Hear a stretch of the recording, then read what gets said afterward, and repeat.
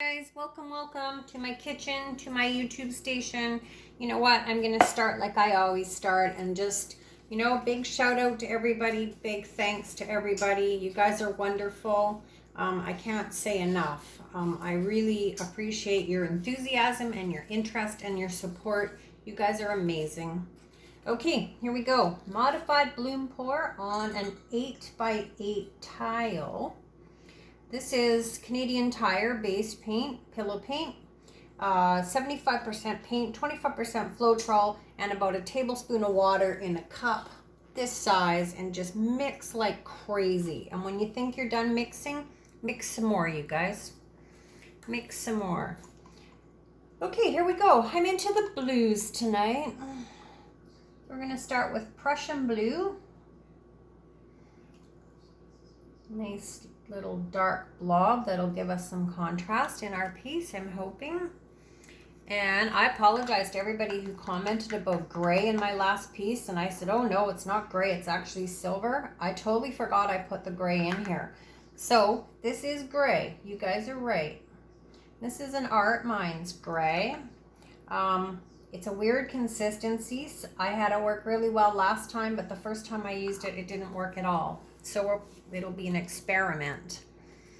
And a little bit of Pabio greenish blue. We're going to just plop that there in the middle. And somewhere over here, I have some yellowish green. It's as close to lime as I can get. That was very, very graceful, that deposit of color. Oh well, this will just go to show you guys, you don't have to be so fussy. Just plop it on. And this is an Art Minds, kind of a bronzy color. Again, I'm not really sure how well it works. It's got this weird sticky, I don't know, just a sticky consistency to it. It's hard to sort of figure it out. Anyway, we're going to plop it on and hope for the best as well. And this is my new favorite. This is a color shift. This is the silver shift that I was telling everybody that gray wasn't gray. It was the silver shift. And if you can see it up close, it kind of has a mauve hue to it. It's quite pretty. I think it's kind of going to become part of my regular repertoire, I think. All right. A little bit of Deco Art White Satin Enamel mixed with an Amsterdam White. Makes funky cells, as we all know, because we all listen to me natter on about the funky cells. Quick bit of fire.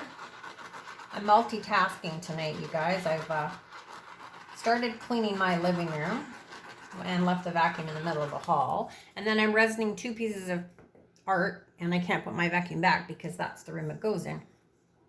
And I'm baking tiles. Yes, you heard me. I'm baking tiles because I want to resin them and I'm impatient. This is Dragonfly Glaze, you guys. I don't recommend people bake tiles at home, just because I don't know what could potentially happen, and I would hate for something to happen and everybody say, well, Cindy said you can do it.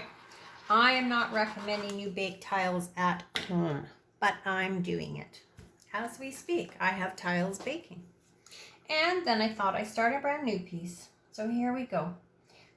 A little bit of black cell mix. I'm just going to give this a shift because, as you can maybe tell by the lack of shadows, I changed sides of the table and it's quite uneven. Okay guys, let's blow this out, tie up my hair a tiny bit, mind my head, and here we go.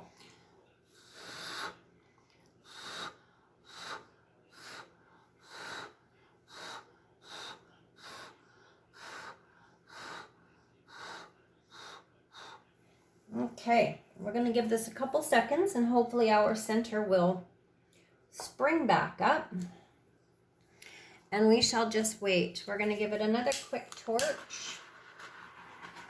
Get a few of these little bubbles out. And we'll probably blow it out one more time.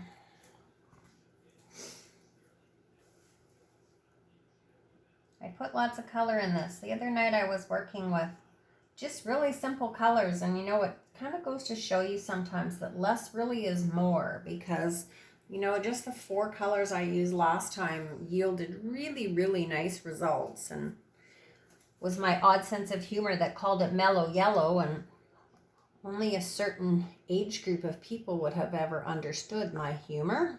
And lots of you did, so thank you so much. Humor me, trying to humor myself. Okay guys, let's blow this out one more time.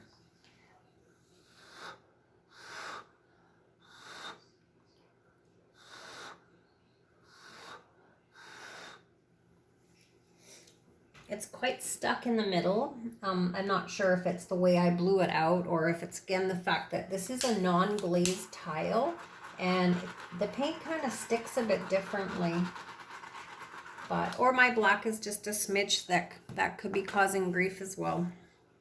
But it doesn't matter because we're going to carry on with this piece and just pretend everything is perfect. It's all perfect. Okay guys, let's take our kebab sticks or our toothpicks or whatever apparatus you have chosen to modify your bloom, and let's just do this. We're not going to get fancy, we're just going to go through it. This Deco Art satin enamel is starting to make these cool cells, and I don't really want to lose them, so let's just keep that simple. Same as always guys, large stick, large spaces, small sticks, small spaces. You can do some now, you can do some later, or you can do none at all. It's really up to you, you guys. It's your piece. You guys are unique and diverse and individual. You all got this. Modify as you see fit. Okay, let's tilt some of this off. I saw a goopy thing a minute ago and now I can't find it. So if I have to stop, you'll know I see it. My paint is in glass bottles and I'm finding what's happening is that the paint starts to dry on the edges of the bottles and then it kind of comes off in this weird creepy skin. Makes a big blop in the middle of my painting, which is not cool. All right, I'm gonna help this corner along a little bit, I think. I don't want to take too much paint off of it. I'm happy with the super thin paint. It's much easier to blow out. It dries really, really nice. So it'll be interesting to see if it will work with other brands of paint. This is a Canadian Tire paint. I don't usually use it. I have had a lot of problem with Canadian Tire paint. Sometimes it's really bubbly, so I don't get them to shake it. I just take it and gently sort of stir it. And I've also had it where it's like gritty. It's like somebody fell into the vat with a pocket of sand or something. It's really gross. So I stopped buying it and I switched to Valspar contractor's grade, and I've been pretty happy with it. But you know, I get it. It gets really expensive doing this, especially when we wind up dumping so many pieces. So when I went into Canadian Tire to buy my $10 torch, I of course looked at paint. I remember when I used to look at shoes and tops and skirts. Now I look at paint. Now my favorite place to shop is the hardware store. That's pretty sad. Fun, but sad. Anyway, back to my story. When I went in there and I stopped to look at paint, I realized that Canadian Tire's gallons of paints are like 24 bucks a gallon, which is a savings of like $6. Doesn't sound like much, but $6 is $6. So I bought it, and then I thought, well, why'd you do that? Because you know you don't like it. There's my goopy thing right there. Anyway, when I got it home, I mucked around with it, and I thought maybe I'll just try to make my paint a bit thinner, which is what I did. And I added 25% Floetrol, and I had really good results with it. And I was super happy. And so, I don't know, I'm just going to run with it for a little while.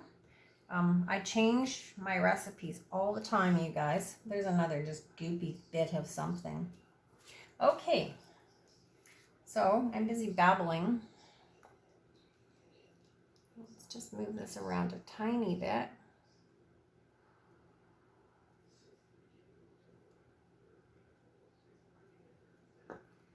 Okay, guys. Let's modify this. It's not my favorite piece in the world. There's just like too much blue and green going on for me, but it's a good piece to modify. So we're just going to go back in. We're going to take our sticks and we're just going to make some little patterns and designs, and we're just going to cut this up a little bit. Just like that. Easy peasy, you guys.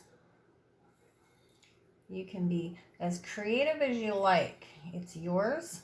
You claim it. You know what? Just have fun with it. It's you know what? It's all just your piece. If at the end of the day the only one that likes it is you, well, you know what? That's the only one that really matters.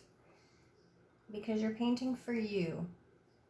Okay, this is just the opposite end of my skewer. It has this weird little ball on it, and it makes some fun things. Just take it in, plop it down, and swirl it around.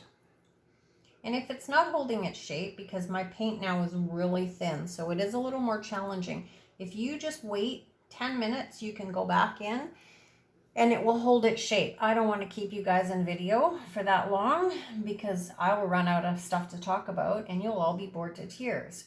And so I'm not going to do that. I'm just going to let you know. Go back in. You have quite a while to work with the piece. Okay, let's just do something in here. Let's get a different modifying tool. Let's bring out the big guns, you guys. Just really taking it to town. Here goes. Are you ready for it? The real big tools. A toothpick. And we're going to just lay it somewhat flat and very gently just drag it through like that. And we're just going to make little leafy type things. Another technical term, a leafy type thing. We can make our little crosses. Not crosses, chains. What would you put on a chain but a cross? I'm getting weirder and weirder, you guys. Just go in, just take it apart. This is a good piece to modify because it's definitely not one of my favorites. So it's a good piece for me to play with, and you guys can play right along too. Probably a good bet is that I will paint over this. But, like I said, it's a good piece to modify because every time I say I'm going to modify something, I don't. So that's it. This is a modified piece. Absolutely.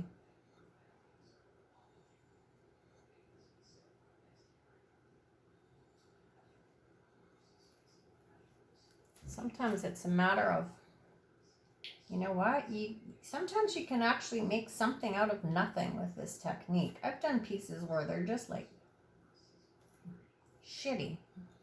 That's a technical term too. Shitty is a technical term. It's like plopping paint, and it turned out shitty. And you know what? You go in and you start adding a little bit of modifications and move your paint around, and all of a sudden cool things happen sometimes. And you think, hey, that's not as shitty as I thought it was. So be brave, guys. Walk on the wild side. It's only paint. You got this. Worst case scenario, you hate it, and you'll do what I'm probably going to do with this piece, and I'm going to pour right over top of it. But right now, I'm going to bring you down and have a look. I'm going to say thank you again to everybody. You guys are going to be all impressed with my lighting tonight because, as you can see, I don't have any shadows. I brought out my photography gear and set up on my table. I got lots of bright light. I'm becoming a pro, you guys. Now I'm not only videoing, I'm talking, and I have lighting set up. Okay, you guys, it's been fun. Thanks a lot for playing along with me. Thanks for watching my channel, reaching out, talking. You know what? Say hey. I'd be happy with that. Just say hey. Okay, guys, thank you. Pour happy, play safe. Bye for now.